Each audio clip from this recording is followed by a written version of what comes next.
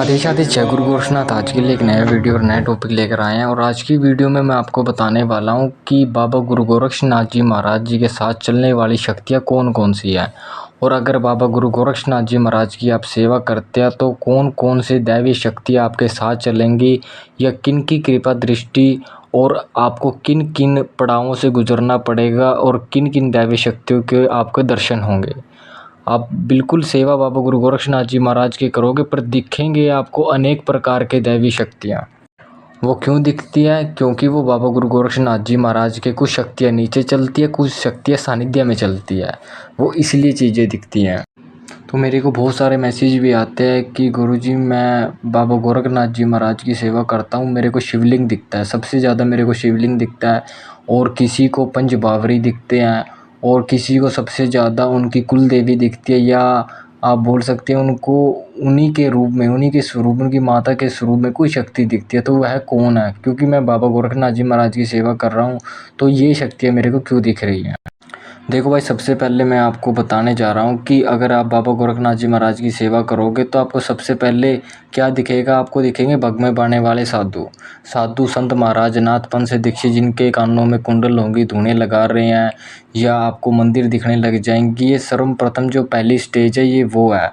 उसके बाद अगर आप उन स्थितियों में आते हैं जैसे हरियाणा, पंजाब, उत्तर प्रदेश, दिल्ली और राजस्थान, इनके आसपास के प्रदेश से आते हो तो तब आपको क्या दिखेंगे? पंच बावरिया दिखेंगे, जो आपको सपने में बोलते पुलिस दिखती है। जो सबसे ज़्यादा ये भी मेरे को मैसेज रहता है कि मेरे को पुलिस दिख रही है, वो भी आपका एक पड़ाव है क्योंकि वे उनके नीचे चलते हैं। अगर आप उनकी सेवा करते हो तो पहले चिल्ले चपाटे आते हैं, ये वही सिस्टम रहता है।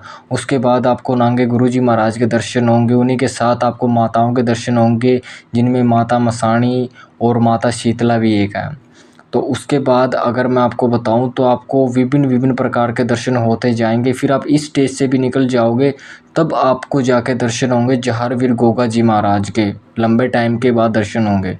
और जब आपको बाबा जहारवीर जी महाराज के दर्शन हो जाए तब आप ये समझ लेना कि भाई मैं बाबा गोरखनाथ जी महाराज के बहुत ही करीब हूँ।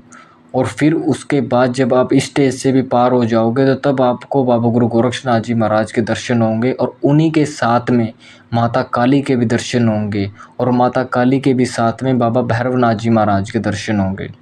तो इतनी सारी शक्तियाँ आपके ऊपर कृपा करेंगी और इतनी सारी शक्तियाँ आपके साथ चलेंगी जो आपका कार्य निकालने में, जो बोलते हैं कि दरबार लगाना चाहते हैं, कार्य निकालना चाहते हैं या आपके ऊपर कृपा दृष्टि करना चाहते हैं, तो एक ही देवता को पकड़ के आप इतनी सारी शक्तियों की कृपा प्राप्त कर सकते हैं। और उसके बाद भी आपको अगर जो दिखेगा वो दिखेंगे बाबा भोलेनाथ जी महाराज, शिव शंकर महाराज दिखेंगे, शिवलिंग दिखेंगे। तो ये लास्ट स्टेज होती है जिसके बाद कि आपको बाबा भोलेनाथ जी महाराज दिख गए तो उसके बाद क्या होता है कि आपको एक पूर्ण सिद्धि मिल चुकी है, आपको नाथों की शक्ति मिल चुकी है और आप किसी का कार्य निकालने में भी सक्षम हो चुके हो। आपको मंत्र भी सिद्ध हो चुका है और आपका शरीर भी शुद्ध हो चुका है।